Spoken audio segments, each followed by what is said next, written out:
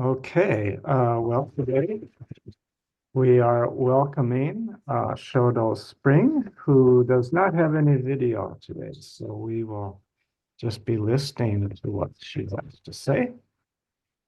And she's a Dharma heir in the Shohaku Okumura lineage. Her first teacher was Katagiri Roshi. Shodo's practice focuses on our relationship with all sentient beings through an organization called Mountains and Waters Alliance.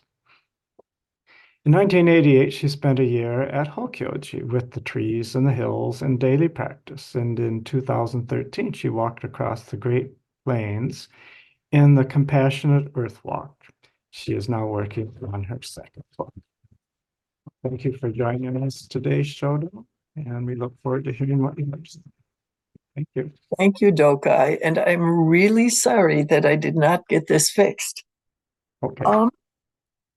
When I came to Minnesota Zen Center in 1983, it probably took me a little while, but the first thing I did, other than showing up for lectures that I didn't understand, was to join a class.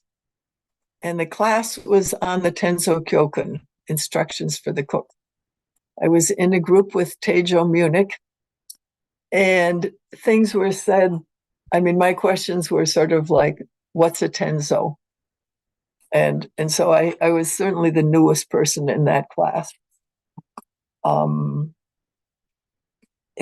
I came to love the instructions for the cook. And I'm going to read a couple pieces and talk about the three minds. So when I went to train with Shohaku Okumura at Sanshinji, Sanshinji means three minds, which might be joyful mind, parental mind, and big mind. So parental mind, when I was playing with characters, I looked at the characters, and it actually means grandmotherly mind. So I'll start with that one, because I've been a mother and I've been a grandmother. And so I have a feel for the difference between them. And anybody who's had a grandmother, depending, might have a similar feel. When you're a parent, you have this great responsibility to bring to the child everything they need to know to succeed as an adult. And some of those things, including eating and bathing and walking and stuff like that. And some of them include ethical things. Now, when you're a grandmother, occasionally you get put in the spot where you have to substitute and do those things, but mostly you get to play. You play with the children, you read them stories, you take them for walks, you give them treats. I was a bad grandmother in that I did not bring the children candy a lot because I thought sugar was poison. I tried to give them other things instead. I also didn't buy them expensive presents because there was a little problem about the expensive part. But I tried to give them my time. Now, Dogen says we have kind mind is parental mind. Just as parents care for their children, you should bear in mind the three treasures. Even poor or suffering people raise their children with deep love. Their hearts cannot be understood by others. This can be known only when you become a father or a mother. And that is actually, I've experienced this. I liked children. There is something not rational that happens in your relationship with a child that is biologically yours. And I suspect it happens with a child who you've adopted and made yours. They do not care whether they themselves are poor or rich. Their only concern is that their children will grow up. They pay no attention to whether they themselves are cold or hot. but cover their children to protect them from the cold or shield them from the hot sun. This is extreme kindness. I'm remembering a story quite a long time ago. It took place on a farm somewhere in Minnesota. And they were, let me see, it's out with the tractor in the field plowing. And the 5-year-old girl fell under the blades. And her grandfather instantly jumped on top of her.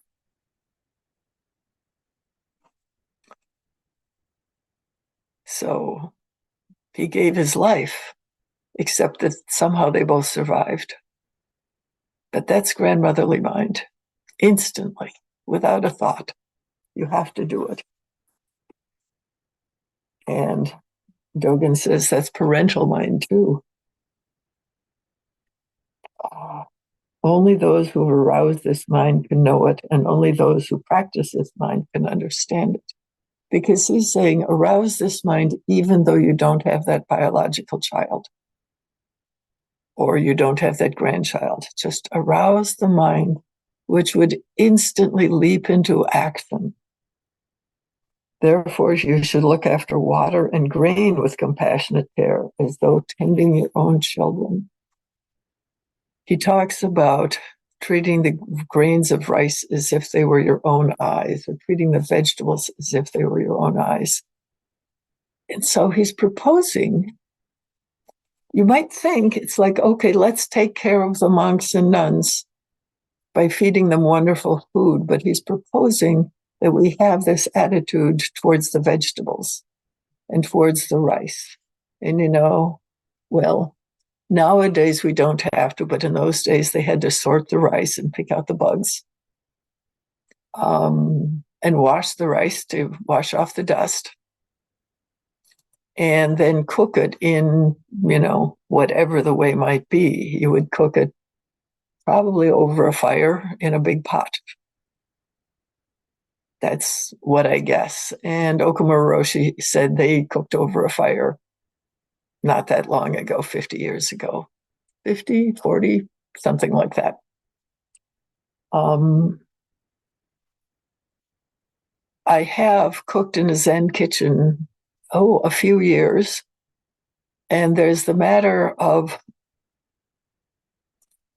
treating the vegetables as if they were your own eyes.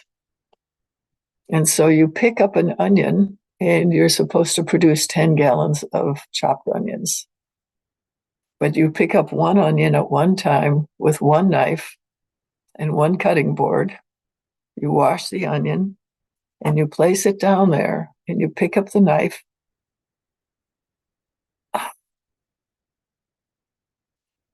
And you meet each other.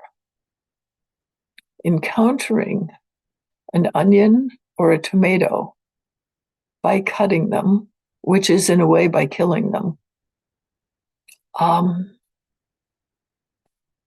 It's a moment of being fully present, or it can be a moment of being fully present. And to be open to that possibility was, I think, the underlying reason why talking was forbidden in the Zen kitchen. They spoke more of the fact that people only had accidents when they were talking, and so it was also a safety measure. But I like to think about what it was like to sharpen the knife. A sharp knife matters a lot. You get the knife sharp enough and then you lay it on the tomato and it just slides right through. But that's a very sharp knife and it's a heavy knife.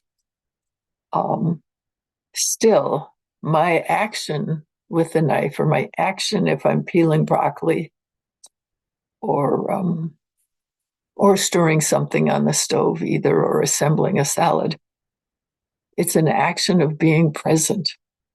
And the food was always good there. People never screwed it up. And I think it has to do with that spirit.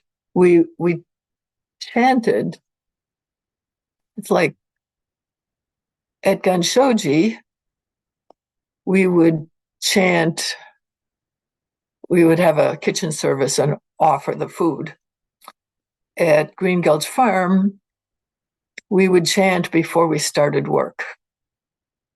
And it depended on who the tenzo was. One tenzo had us read through the instructions for the tenzo one page at a time. And someone said, "Do we stop in mid-sentence at the end of the page?" And she said, "Yes." So we would stop at mid-sentence and then it would pick up the rest.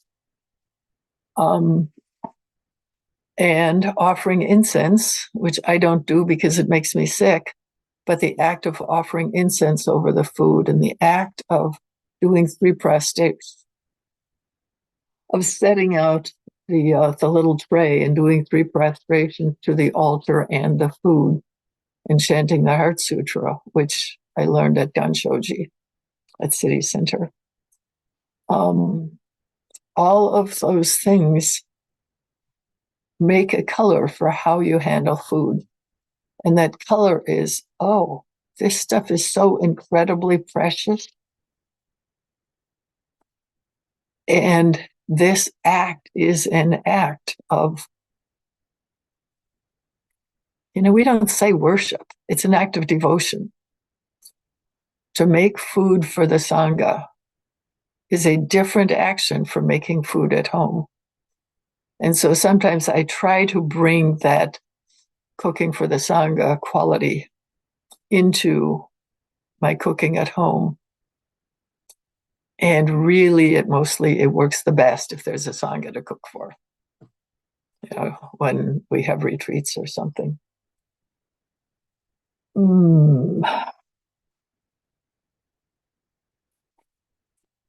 So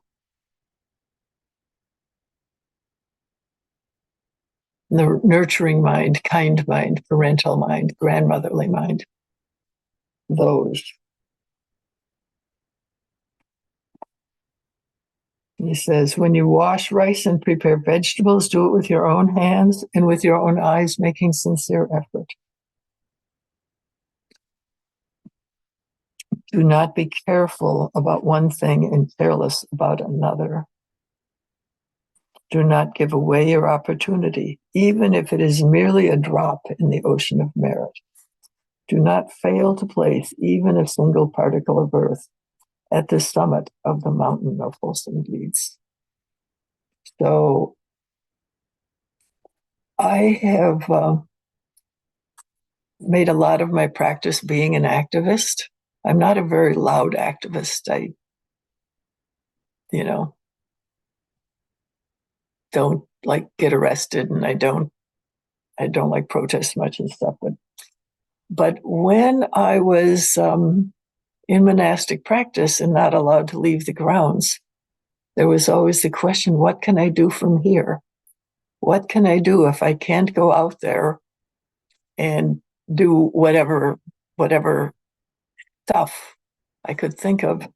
And I came up with the thought of donating the merit or dedicating the merit. Whenever we chant something, we dedicate the merit.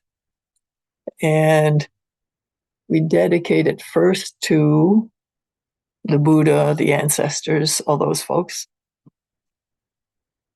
And then we might dedicate it to human beings who are sick or who have recently died or various things like that. And then we dedicate it to whoever we want to.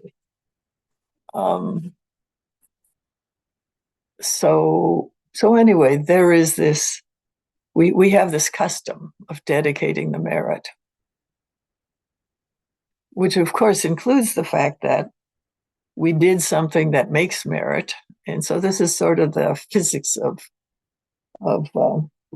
Zen practice, is that you do something, it makes merit, or the economics of Zen practice. You do something, it makes merit, and then you have merit that you can give away. And in our tradition, giving it away is what we do. Although sometimes we give it to people who are close to us. Sometimes we even give it to ourselves or ask people to give it for ourselves. Anyway, so I was in a place where I couldn't do any physical action, whatever they might have been. And so I took it on myself to dedicate the merit of my actions every day.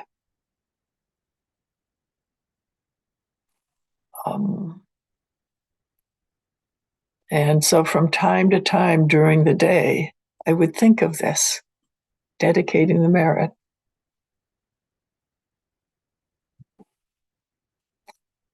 And all I can say is try it sometime. Is it changed the flavor of the day? It changed the quality of the day. I have I think the first time I did a public sitting as activism, 2004 in Boston. And we were sitting in a public park outside the Democratic National Convention. And we were visible. And we would sit and walk and sit and walk. And sometimes people asked for Zazen instruction or they asked for local referrals and so forth. But we put out a table with a place where they could put prayer requests. I don't remember what we called them, but basically they were prayer requests. I think I still have those pieces of paper.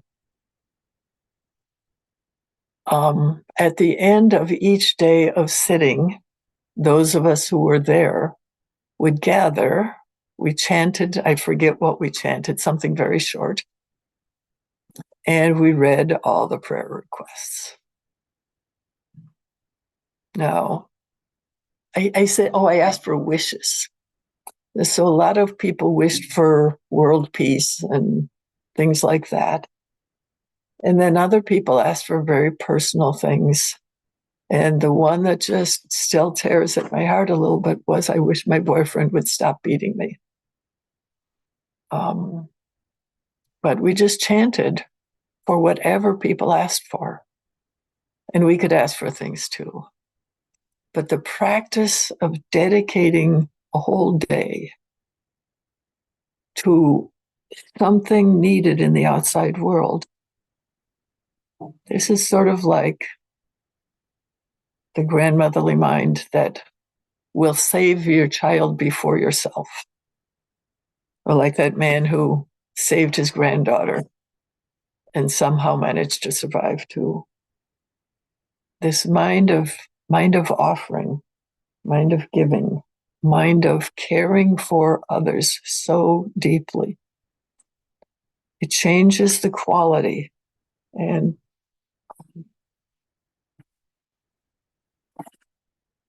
that's all.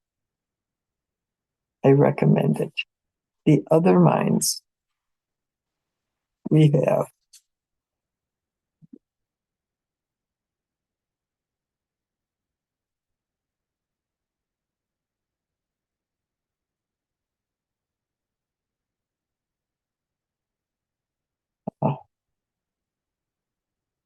Oh, there we go. We have the three minds. Joyful mind. Dogen says, joyful mind is the mind that rejoices. You should think, if I were born here, if I were born in the realm of the gods, I would be attached to pleasure and would not arouse the aspiration for enlightenment, nor have the opportunity to practice. Then how could I cook food to offer to the three treasures? The most excellent of all things are the three treasures. Even Indra's virtue cannot be compared to them, nor can that of wheel-turning king. So we cook food, we offer it to the three treasures. We do any action and we offer it to the three treasures. And it is so fortunate that we are born here in the world of difficulties and not in the place where things are so easy that we can stay shallow. We can't stay shallow. We have to go deep. And as we go through our lives, every difficulty brings us something. I'm not recommending only difficulty. Every joy also brings us something. And of course, to move into a monastery, so that you have lots of time to sit zazen, lots of possibilities for coming down. And of course, at Hokyoji, there are the trees, the grasses, the flowers, or the snow, the icicles, the sounds of the bells and the sounds of chanting. I lived at Hokyoji one winter, a few years after Dokai lived there.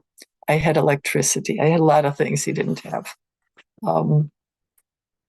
But washing my clothing by hand was just pure joy. It was so slow. And it was the luxury of being able to be slow and to being able to be fully present and not full of tasks. I mean, of course, there were tasks, but to choose a life of that quality is incredible joy. And we know about the other joys. We know about the joys of romance, of adorable children, of chocolate.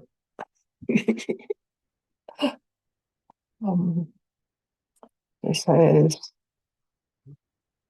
how could I cook food to offer to the three treasures? Years ago, and even before I started coming around Zen Center, I was involved in leading retreats. Now, it just horrifies me to think I thought I could lead a retreat then, but I did. And each retreat had a cook.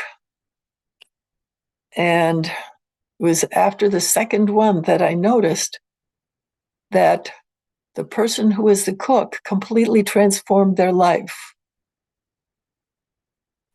One of them quit her job and went to work at a restaurant. What did the other one do? I don't remember. And then I watched it happen at Hokyoji when people would go there and cook. And it's like I'm too close, so I can't say what all that cooking did for me, because I would have been working at the temple anyway. But I think cooking is really joyful, and every day, 3 times a day, you get to see results. And you're physically helping to sustain the Sangha, the community of practice. Oh, and then along with that, he says, if I were born in hell, in the realms of hungry ghosts, beasts, or demons, or if I were born in the 8 difficult situations, I could not with my own hands cook pure meals to offer to the 3 treasures, even if I were to use a monk's miraculous power, because it would be my destiny to be a vessel of suffering. But you are cooking meals in this lifetime.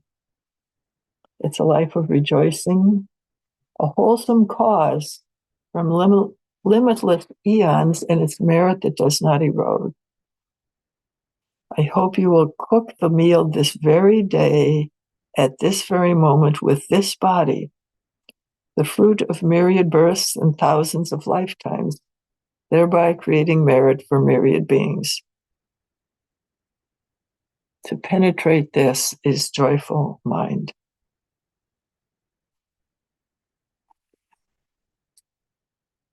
It's so interesting, the joy. There have been studies of happiness. I may have a book that's about what makes people happy.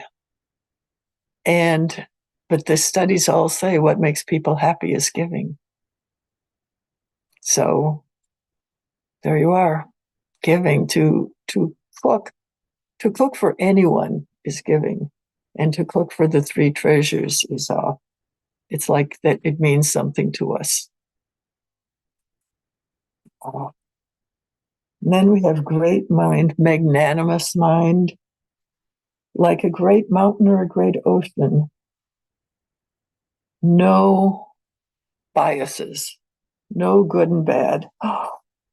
Do not be attracted by the sounds of spring or take pleasure in seeing a spring garden.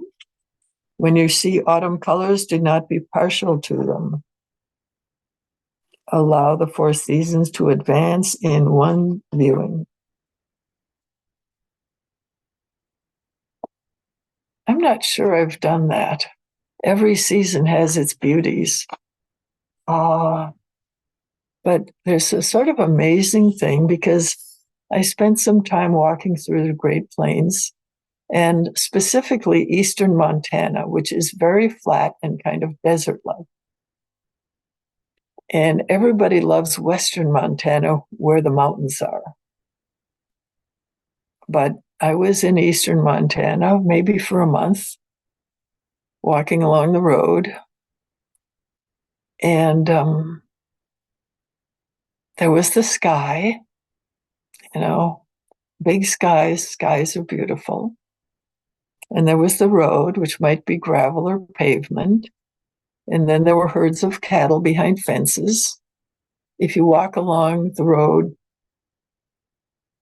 by a bunch of cows, they will follow you. They moo and they follow you. And of course, we talked about it. And it's like, well, this is not the way they see humans. Humans are in a truck or on horses. They're not on foot. So you get to be a special item with those cows.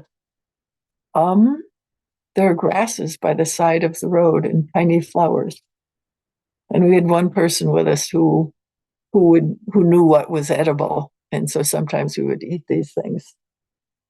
But we would have gotten pretty hungry. So mostly we didn't eat them. But but sometimes I took pictures of them because this very barren, dry, difficult place was so incredibly beautiful.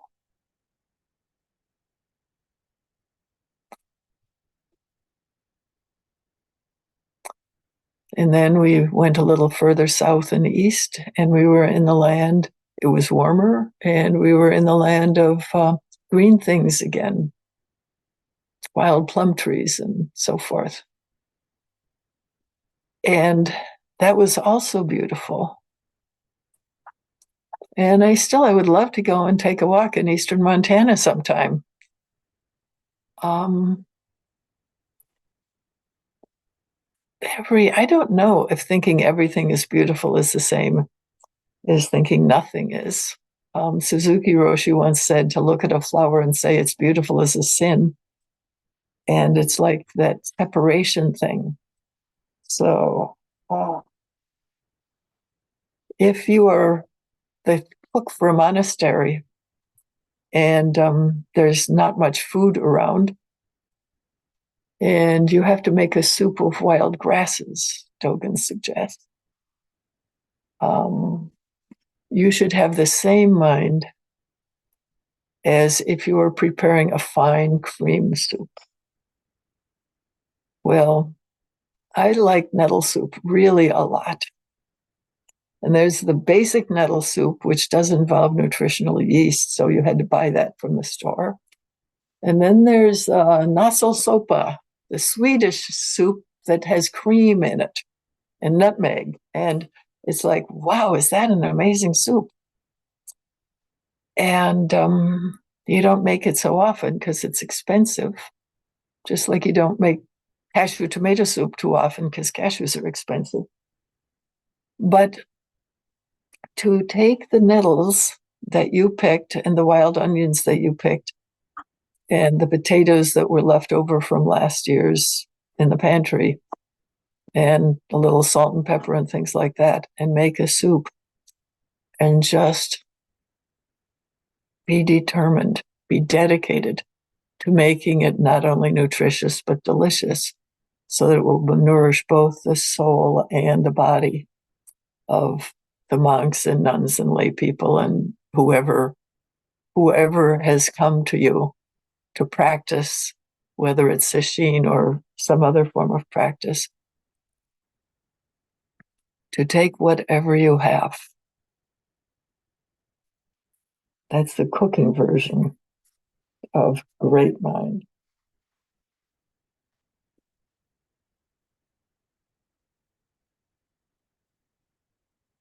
And of course, it's easier to say that about food than it is about life. I have a pretty comfortable life. I'm currently complaining about having an injured shoulder, not being allowed to drive, and occasionally having twinges of pain and having my sleep disrupted. Oh, could I? So I had shoulder surgery in February, and it's very minor, and I will be fine. But meanwhile, I'm grumbling. And it's like, oh, take this, take those pains and take the fear. Oh, what if I do it wrong and it doesn't get better? What if I could have equanimity towards those things? Ooh, I mean, Dogen is clearly recommending it. And I didn't think about it. I think, well, at least I'm getting enough sleep now. At least I have an excuse not to do certain things. But it's like, no. Would I actually embrace this pain or this discomfort? It's more like discomfort. And then with my parental mind, my oldest child in her 50s has something wrong with her body. And she does various medical interventions.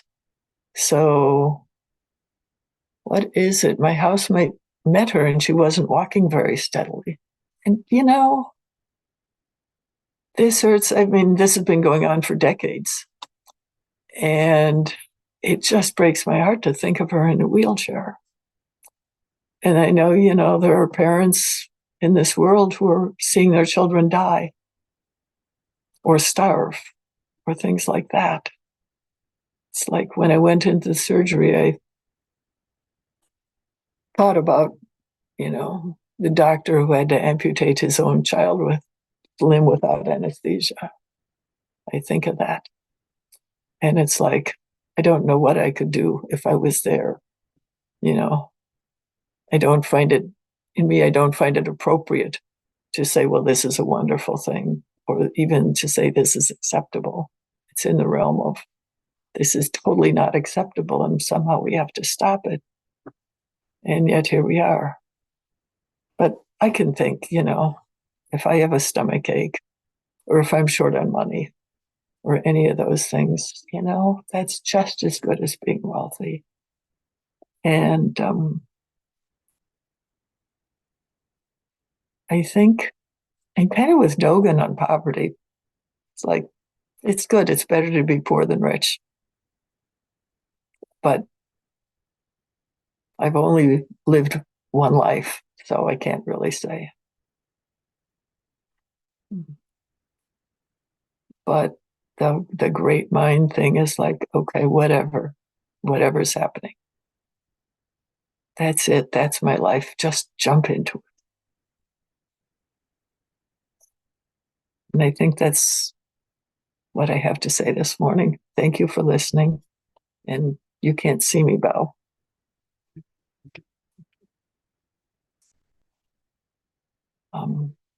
Thoughts or questions?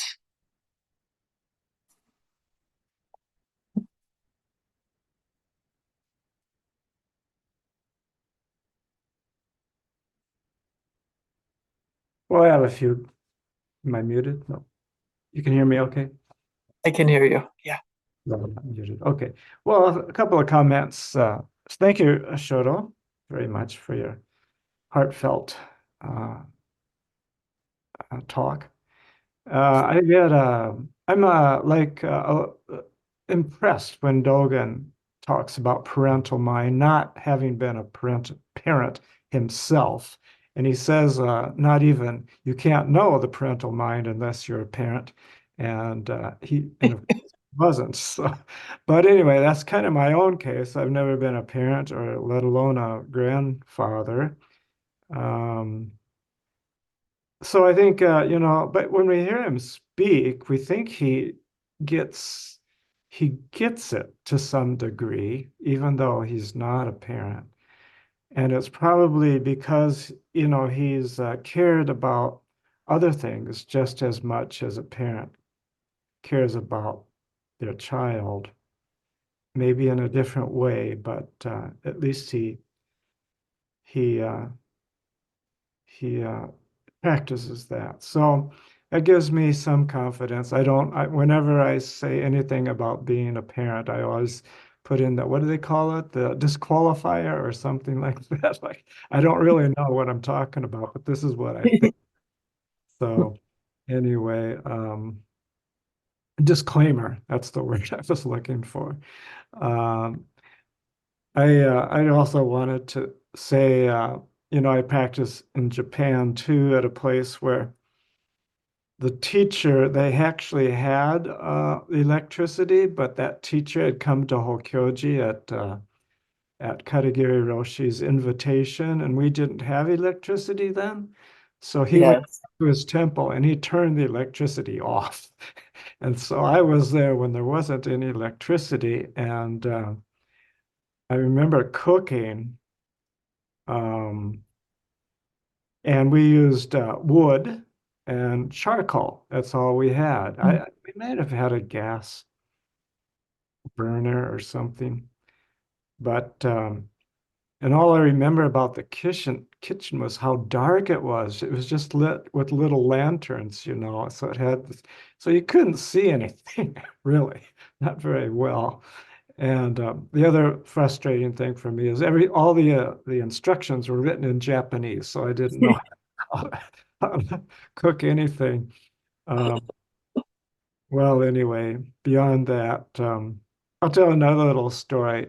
It was we were there during the 4th of July, and of course, or I was there during the 4th of July, and of course, the 4th of July doesn't mean anything to the Japanese people, but there were several Americans there. And so we were going to put on a little celebration for the Japanese folks, and I was the cook, and so I thought I'm going to make some corn on the cob, because that's and so it was just a tremendous amount of work to do this with wood fire in a big, big iron cast bowl. I mean, it was like, it was, and I burnt myself trying to, Oh, do it. And then when I served it, I was going to be really proud of it. And it turned out to be field corn rather than oh no. wheat corn. It just tasted horrible. And everyone was going, oishi this thing, oishi, like it's delicious. And I could say, this is not delicious, folks. This is like horrible. They were trying to be kind about all my effort. But anyway, that's one of my stories. Just so you folks, um, Shodo made reference to Ganshoji. That means MZMC, in case some of you don't know. It was the other temple founded by Katagiri Roshi, MZMC, and Hokyoji. And Hokyoji is our name, and Ganshoji is the literal Japanese name of MZMC. So that's just for your information.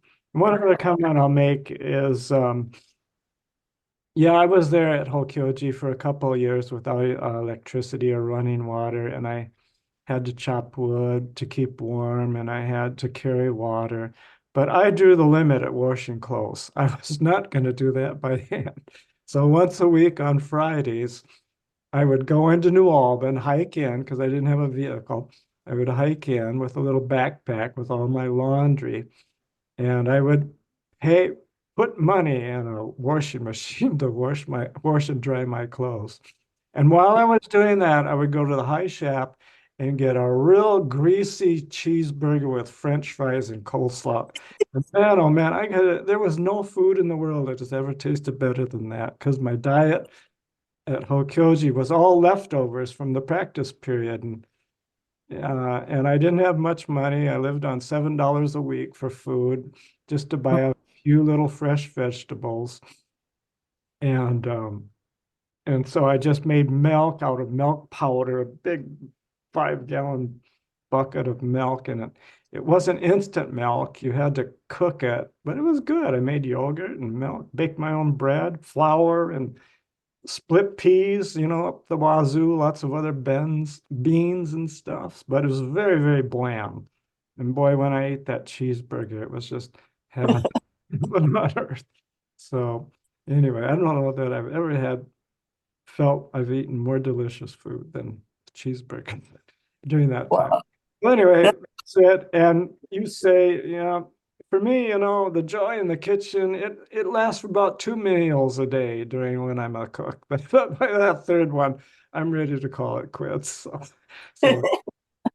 anyway, that's my story. Oh, and then you said about one other thing is you mentioned Suzuki Roshi, and I remember something that really struck me too in Zen Mind Beginner's Mind. He said, you have to eat brown rice until you're sick of it, until you know its true taste. And I think that was probably said, he lived in the late 60s and 1 year into 70, 71. And I believe at that time, especially in San Francisco, it was the same at MZMC when I arrived, that, everyone was saying how delicious brown rice is. Oh, it's so healthy, it's so delicious. And I really never warmed up to the taste of brown rice myself, and I rarely cook it. But I think he was coming from that same perspective. Listen, folks, it's not all that delicious. You got to eat it rice and rice and rice until, you're totally sick of it. And then you know what it really tastes like. So anyway, I have really appreciated that passage from Zen Mind Beginner's Mind. So thank you again for your talk. It brought up a lot of things for me. Thank you. Okay, thank you so much. Your time at Hokyoji was just a fable. And I went, he walked into town, that's 5 miles, carrying a load of laundry. It's 5 miles round trip. Yeah. Oh, is it round trip? Well, Yeah, that's better. 2.5. I knew, Yeah. I know, 2.5. I've clocked it out, believe me. Okay, yeah. But that's pretty cool. And you were in the old cabin. See, I was in the new cabin with the bathroom, I was in the one-room cabin, but yes, right. And I so didn't need a refrigerator. All I had to do was put things on the floor, and it would stay at 40 degrees. On the floor. Because I didn't have a refrigerator, but I just laid them down on the floor, the things that needed to keep cool. I had to be careful about the vegetables because they might freeze down on the floor. So I had to get them a little off the floor, but I slept on the floor, and it was pretty chilly in the morning with my little wood stove. It was a tin stove, so it didn't hold any heat. And I would heat it up and I'd look at it in the middle of the night. It was just, reddish, a reddish tin. It was just tin, so it would turn bright red. So it was just. I must have had a different stove because I remember probably had an iron one. Probably had an iron. Yeah, it was cast iron. And I loved it. If I built the fire right at night, it would run out and start to get cool at 5 a.m. Yeah, well, I was determined to sit zazen at 5 a.m., so it was perfect. Mine would burn out at 1 a.m. and I was told to get up and do it. So I did not get up early in those days. Right, yeah. And before I could even crawl out of bed, it was like 40 degrees in my cabin, and then start up and I always had things ready so I could start up the stove really fast. But anyway, I was in the mood for it then, but I wouldn't want to do it again. So anyway, not in the place where I could enjoy a life like that again right now. So anyway, that's you just brought a lot of things to my mind. So thank you. Yeah, thank you. Thank you for the stories. Okay. Mm.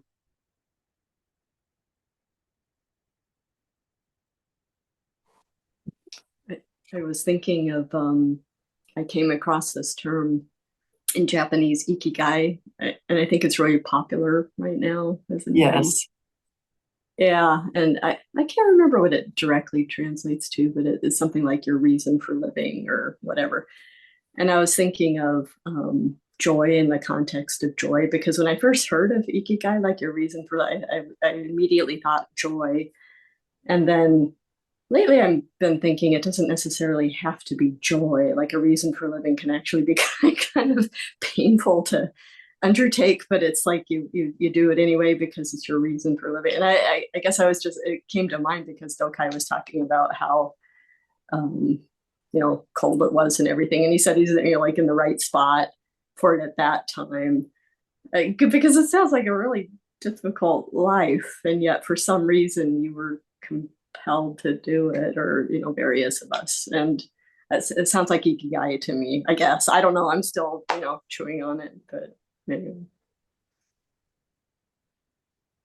Yeah. For me, the time that's like that, I mean, Hokyoji was good, but I was still immature.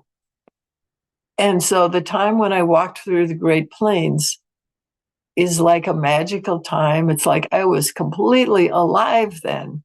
And sometimes I go, oh, I could get rid of this householder life and just go on foot. And then I remember a few difficulties. And I go, I think I want to have other options. And that's a challenge, people take something up. And some people take it up permanently, but most of us will do it for a little while.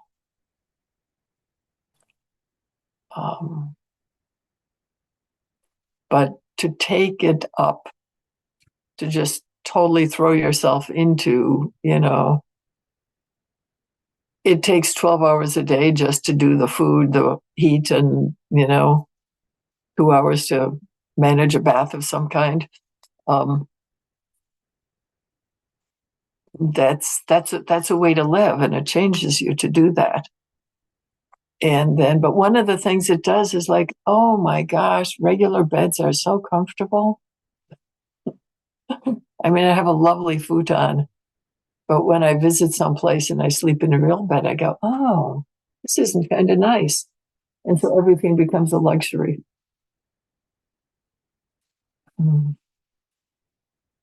That was supposed to be relevant to what Aaron said, but now I'm not sure it was.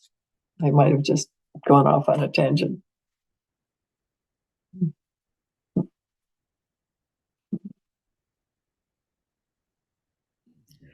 So I'm wondering, where do you find Dogen's instructions for a cook? Where is it at, so to speak? What book?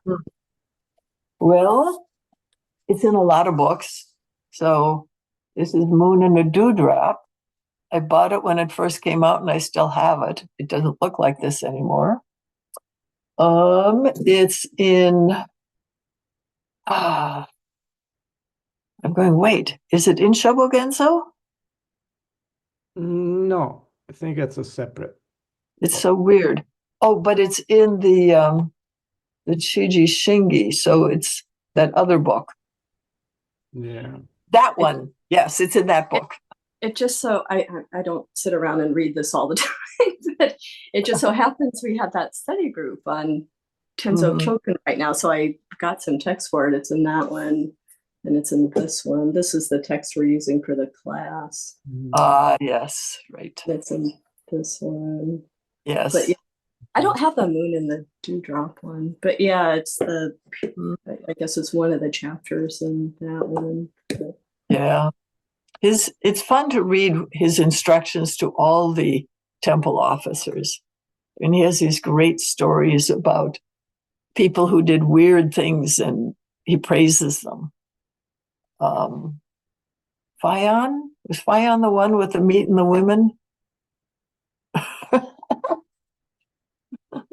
Anyway, they're great stories. You have to read it. They're not fresh in my mind.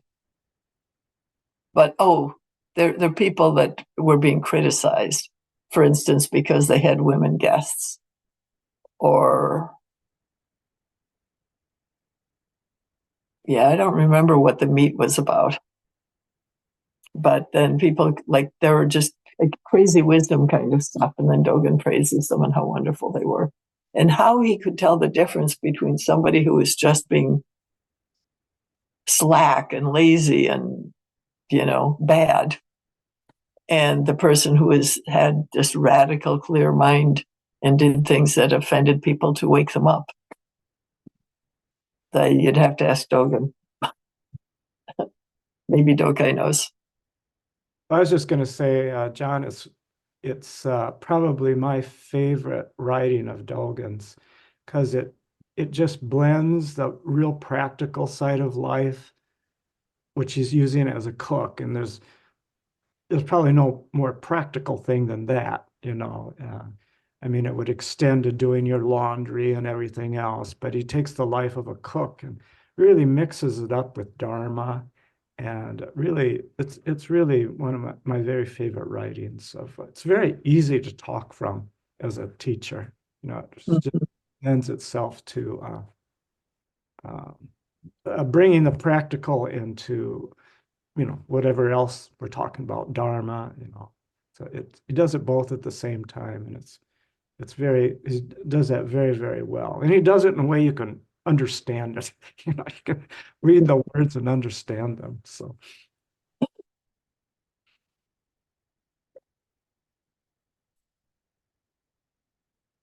Dothan, were you going to ask something or say something? Yes, I was. Thank you.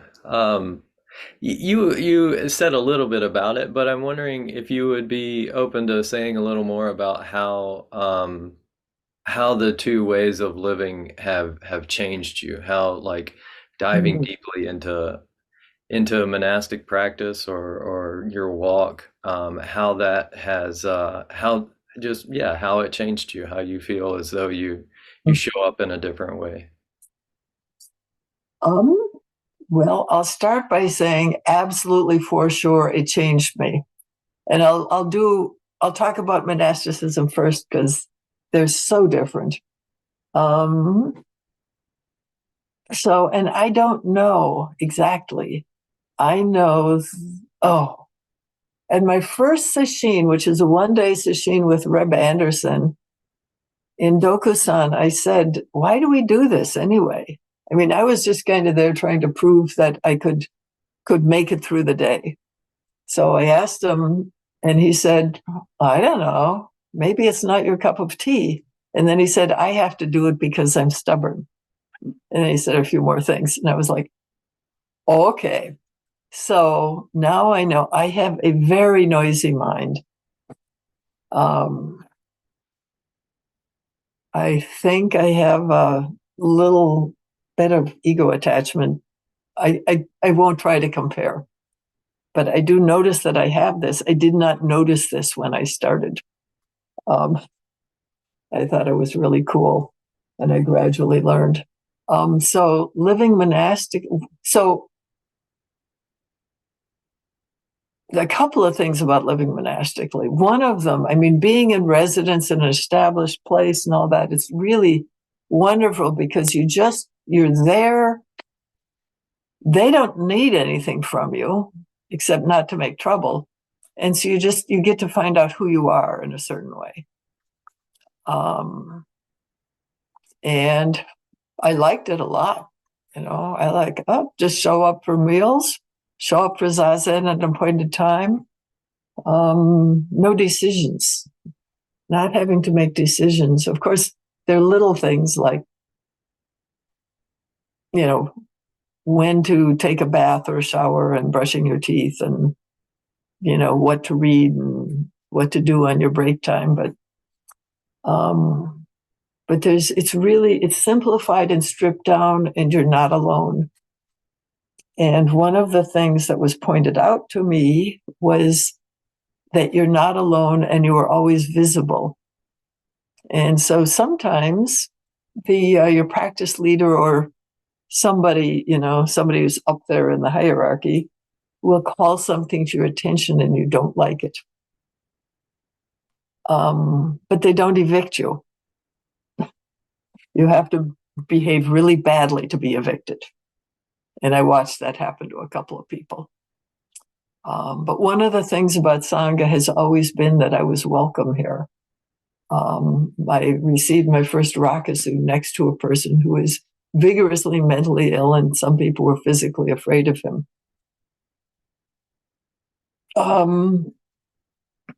And so I was like, well, if he can be here, I'm pretty safe I can be here. The matter of acceptance. And then, of course, you learn to accept, or at least to tolerate, other people's misbehavior, even if you don't realize that yours is just as bad. It was at my last training place, Sanshinji, that I started to realize how bad my behavior was. And at that point, I was, a senior student and, well along the way. It's like I still did all these awful things.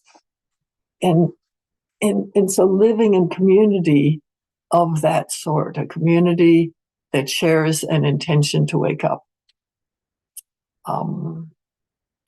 is like you start to get a different feel for yourself. Because the values, what matters, is different than it is in the commercial world, or in whatever your family cares about. While I was living at Green Gulch, I found there were more people like me. People who would wander around and not settle down and go off to do tree sitting, or go off to do research on a sailboat somewhere in the Pacific, or I don't remember, but it's like they were mostly younger than me, but that wasn't the point. The point was that the value of life was not to accumulate things and make money and be secure for your old age. The value of life was to actually live your life. And I thought that was true in general, although there were some people who had accepted the responsibility of taking care of things. So community, very big.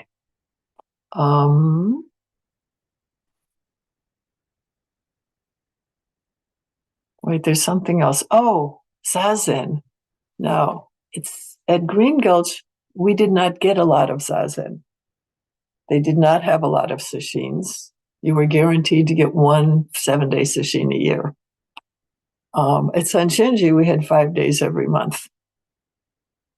And it was just sitting, which is what I do now, for the most part. But there is something that I wouldn't have known until I did it, that just to sit and not to get anybody to talk to, it's like to go to sesshin and be thinking all day for 3 days about what you're going to talk about in Dokusan. I realized that was really distracting. And so when there is no Dokusan and no services and no talks, you just have to face yourself. And I think that just facing myself for days on end, for 5 years or whatever it was, has been really helpful. And I aspire to do it more, but I'm not in a monastery and it's hard to manage. I have a Dharma brother who is managing it. I asked him if he's actually keeping the schedule. And he says, well, but so he has a hermitage and people come and sit with him, but it's like just sitting. He says he does the sessions 4 a.m. to 9 p.m. And I would have to go someplace and be carried to manifest that. So, okay, so that's about one of them. Oh, and I just looked at the clock.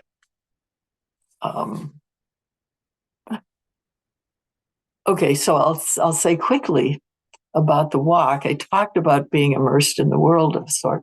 So there was something that I felt like I was called to do it. I was at Tassajara and I was seeing pictures on the wall in the Zendo. And I finally went, okay, I'm going to do this. What I learned is that if you're supposed to do something, you should do it. If you feel a call to do something. So I have a lifetime of being tempted to do things and not doing them. And so finally, I started doing things that I felt called to do. And that's the biggie. So I have never felt so alive in my life as when I was on that walk. And partly it was because I wasn't just being carried along. I was the figurehead, I was the one who had to make decisions and so forth. So yeah, and I kind of itch for that, but that's not what I'm supposed to be doing right now. So, but the importance of actually listening when somebody is trying to tell you something. So I'm sorry, everybody. Thank you for your question. Thank you, Shodo, for your talk today. I just want to say in response to Dozen, just, let's not make it a really big idea that Dozen doesn't have to do anything. You can just show up and not do anything, but that's not quite what we are asking him not to become difficult to work with. That's so I didn't want him to give the wrong idea. Okay. Well, That's great. That is great. Let's talk about our future events. So there is a Tenzo Kyokan class going on right now on Tuesdays, 6:30 to 8 o'clock. On April 6th, that's led by En route GD Kennedy. On April 6th, there's a Hokkyoji annual meeting that's in Minneapolis at 1 p.m. at what's the place again, John? You want to say? It's Linden Hills Recreation Center. It's a building in Linden Hills in Southwest Minneapolis, and we had it there last year also. Thank you. And yeah, April 11th, we have a Caring for the Land and Work week at Hokkyoji, and you can participate in the whole weekend or part of it, and we don't charge a fee for that, and we feed you and let you sleep in a warm place. Okay, and next week I will be the speaker, and as always, we like it when you like us, so you might go to social media and venues and give us a like if you like. Okay. Well, now we'll close with the 4 vows.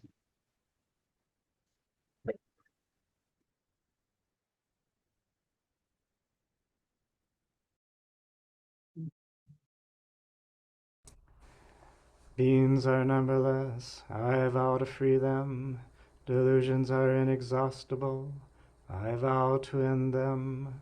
Dharma gates are boundless, I vow to enter them. The Buddha way is unsurpassable, I vow to realize it. Okay, thank you, everyone. Thank you. All. Thank you. Okay, we'll see you later all. Okay. See you all later. Bye. Bye-bye.